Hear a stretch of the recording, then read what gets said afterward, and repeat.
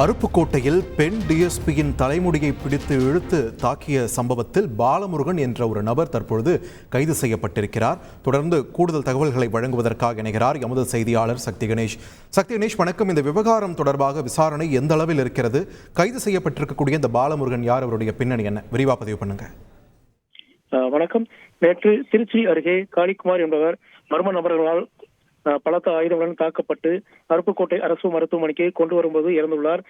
இன்று அவரது உடலானது அருப்புக்கோட்டை அரசு மருத்துவமனையில் பிரேத பரிசோதனைக்காக வைக்கப்பட்டுள்ள நிலையில் கொலை செய்தவர்களை விரைவில் கைது செய்ய வேண்டும் என்று அவரது உறவினர்கள் சாலை மறியலில் ஈடுபட்டனர்.